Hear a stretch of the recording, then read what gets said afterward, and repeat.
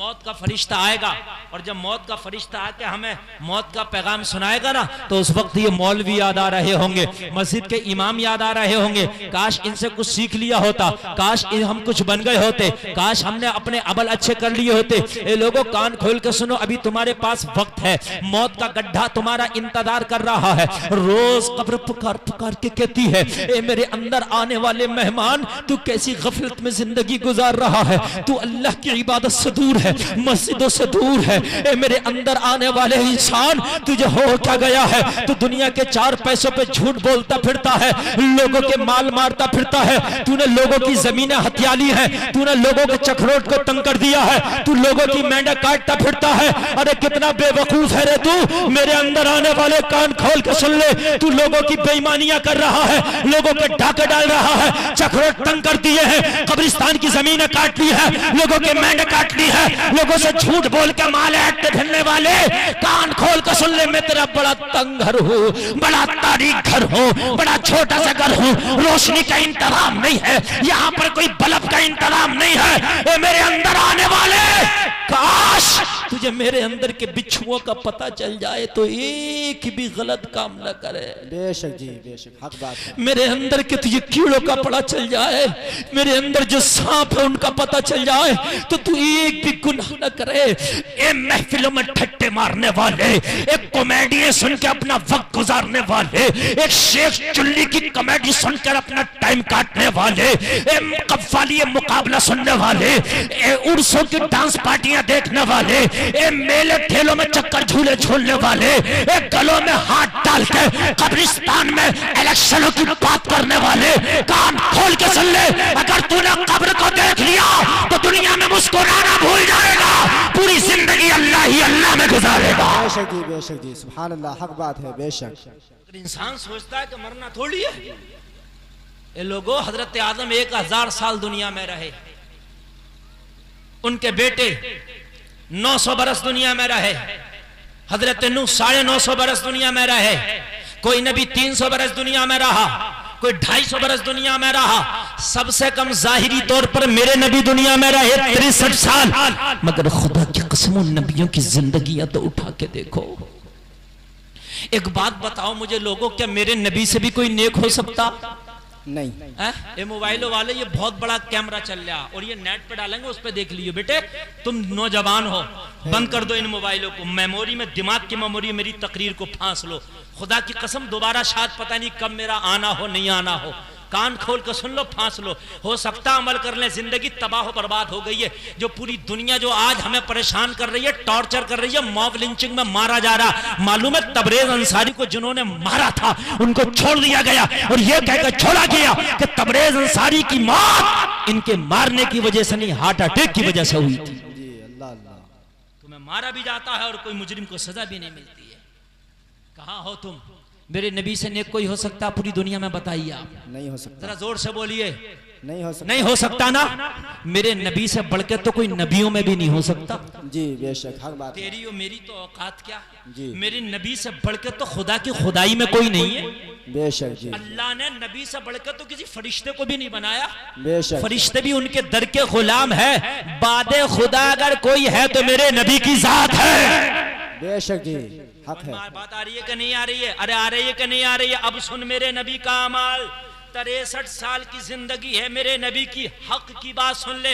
आज जो मेंढों पे झगड़े हो रहे हैं, मेंढों पे पंचायतें चल रही हैं, काटे फिर रहा, तू ये मिल कह रहा मुझे ये तो बता दे, जो तूने 4 उंगल की मेंढ काट ली, मुकदमे लड़ाता फिर रहा, तेरी अकल घास चरने गई है? कहां गई है? अरे मुकदमों में इतना मेंढ में पैदा ना होगा जितना मुकदमों में लगा देगा, और दूसरे का हक अलग मार रहा मैदान महशर में। जिसकी मेंढ काट के गया है, जिसका चक्रोट तंग करके गया है, जिसका माल मार के गया है, तेरा दामन पकड़ के खड़ा होगा, अपना हक मांग रहा होगा, तुझे देना पड़ेगा।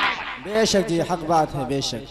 मेरे नबी को सुन, जिनके लिए सारी खुदाई है, बेशक। पूरी कायनात नबी के लिए है, जमीन आसमान नबी के लिए, जन्नत नबी के लिए, बल्कि कब्जा है नबी का जन्नत पर। नबी के नाम लिखा है जन्नत के दरवाजे पर। बेशक जी। तुम्हारे घर के दरवाजे पर तुम्हारा नाम होता है और जन्नत के दरवाजे पर मुस्तफा का नाम है। बेशक जी, हक है। मतलब मालिक है मुस्तफा जन्नत के। मगर सुन, मुस्तफा ने कैसा हक अदा किया अपने भाइयों का। जब हलीमा ले गई मेरे नबी को अपने घर पालने के लिए, मेरे नबी को पालने के लिए दाई हलीमा अपने घर ले गई। और ले जाने के बाद में एक बेटा दाई हलीमा का और था जिनका नाम अब्दुल्ला है। ये लोगों को और करो, दाई हलीमा गरीब थी, इसलिए हजरत अब्दुल्ला के बेटे को लेके आई थी कि मैं पाल कर परवरिश करके बड़ा करके दे दूंगी, तो इसके बदले में मुझे कुछ मिलेगा ताकि मेरे घर का खर्चा चलेगा। ये लोगों अरब में एक रिवाज था कि गरीब औरतें ये लोगों अमीरे के बच्चों को पालती थी, दूध पिलाती थी, परवरिश करती थी, और परवरिश करके उनको जब वापस दिया करती थी तो अमीर उन्हें कुछ तोहफे तोहफे और उनका बदला और उजरत दिया करते थे। ऐसे ही दाई हलीमा मेरे नबी को ले आई। पहले से दाई हलीमा का एक बच्चा था अब्दुल्ला, दूध पीता था, और दूसरे मेरे नबी को ले आई। जरा कान खोल के सुनो, दाई हलीमा जब मेरे नबी को लेके आई, अपनी छाती का एक पिस्तान मेरे नबी के मुंह में दे दिया और देने के बाद दूध पिलाने लगी। मेरे नबी दाई हलीमा के एक पिस्तान से दूध पी रहे हैं, पीते पीते एक पिस्तान का दूध जब खत्म हो गया तो दाई हलीमा ने मेरे नबी को दूसरी करवट से कर लिया। जैसे आपके घर की औरतें भी बच्चों को दूध पिलाती हैं तो कभी चेहरा इधर करती है, दाहिने तरफ का दूध पिलाती है, फिर बच्चों को पलट कर बाईं जानिब करती है, बाएं पिस्तान का दूध पिलाती है। जब दाई हलीमा ने दूसरे पिस्तान की तरफ मेरे नबी को किया तो मेरे नबी ने दाई हलीमा का दूध मुंह में ना लिया। वो लोगों गौर करो, एक ही पिस्तान का दूध पी के मेरे नबी ने इक्तिफा किया, दूसरे पिस्तान का दूध मुंह में ना लिया। क्यों? मेरे नबी को पता था हलीमा का एक बच्चा और भी है, वो भी दूध पीता है। एक पिस्तान पे मेरा हक है, एक पे मेरे भाई का हक है। गौर कीजिए, एक पे मेरा हक है, एक पे मेरे भाई का हक है। अल्लाह अल्लाह, मेरे नबी ने हक कैसा अदा किया है। लोग जरा गौर करो, हमारे हालात क्या हैं जरा बताइए मुझे। जायज हो ना जायज हो मिल जाए बस, झूठ बोल के मिले मिल जाए बस। हद यह है कि मस्जिद में खत्म कुरान में बालूसाहियों में मैंने लठियां चलती देखी जी, हकीकत बता रहा हूं। 27 दिन इसने कुरान सुना, पीछे खड़े होकर कुरान जैसी अजमत वाली किताब तूने सुनी, इससे बढ़ के तो दुनिया में कोई किताब नहीं है ना। तुझे सुधर जाना चाहिए था, तूने कुरान सुना तुझे सफल जाना चाहिए था, तूने कुरान सुना तुझे सब्र आना चाहिए था। इधर 27 दिन कुरान खत्म हुआ, बालूशाही बटी तो झगड़ा मुझे नहीं मिला, इसे नहीं मिला। अरे कहाँ की इंसानियत है ये, कौन सा ईमान है ये, कहां चला गया सब्र वाला मामला हमारे अंदर से। सब्र किधर निकल गया, किधर तबाह हो गया सब्र हमारे अंदर। जरा गौर कर, नबी का हक़ुक़ुल इबाद में मामला ये था। और जब नबी की इबादत की बात करोगे तो सुनो, मेरे नबी जो पूरी दुनिया में सबसे ज्यादा नेक, बेशक जी, नबी गुनाहगार होता ही नहीं है।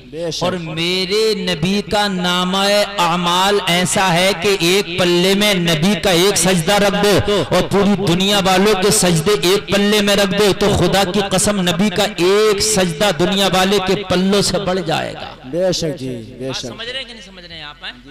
अल्लाह की कसम, नबी का एक सजदा एक पल्ले में, पूरी दुनिया वालों के सजदे एक पल्ले में रख दो तो पूरी दुनिया वालों के सजदे से नबी का सजदा बढ़ेगा या नहीं बढ़ेगा? आप खुद बताइए, आप बढ़ जाएगा कि नहीं बढ़ जाएगा? बढ़ जाएगा कि नहीं बढ़ जाएगा? मेरे नबी का हाल ये है कि पूरी रात सर्दियों वाली खड़े होकर रब की इबादत करते हैं, ऐसी इबादत करते हैं कि मेरे नबी के पैरों पर वरम आ जाता। जब ज्यादा आप लगातार खड़े रहोगे पैरों पे वरम आएगा कि नहीं आएगा? मेरे नबी के पैर सूज जाते हैं, मुतबर्रब हो जाते हैं, नबी के पैर मोटे हो जाते हैं, नबी के पैरों पे वरम आ जाता है। ये लोगों, अल्लाह को अपने नबी पे बड़ा तरस आता है। रब अपने नबी के लिए 29वां पारा है कुरान में फरमाता, या अय्युहल मुज़्ज़म्मिल कुबिल लैला इल्ला कलीला। ये मेरे महबूब तू पूरी रात खड़ा होता है, तेरे पैरों पे वरम आ जाता है, मुझे तकलीफ होती है। ये मेरे महबूब रात का कुछ हिस्सा जाग के मेरी इबादत कर लिया कर और रात के कुछ हिस्से में आराम भी कर लिया कर। बेशक जी, बेशक। मेरे महबूब की इबादत का ये आलम है।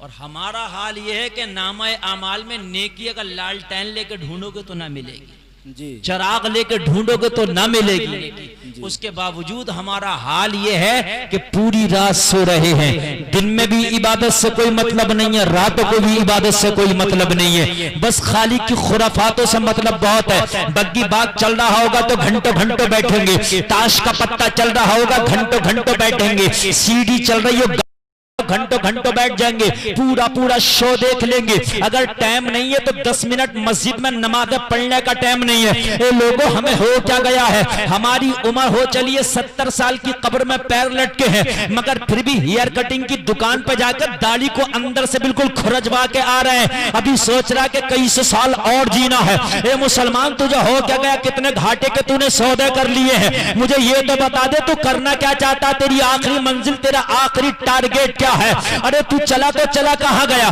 तेरे रब ने तो हुक्म दिया था कि तुम नमाज़ें पढ़ो, सजदे जब करोगे तो सजदों में मुझसे मुलाकात होगी। रब फरमाता सजदों में मुझसे मुलाकात होगी, तू सजदे में होगा, मेरी बात तुझसे हो रही होगी। बेशक जी बेशक, सुभान अल्लाह।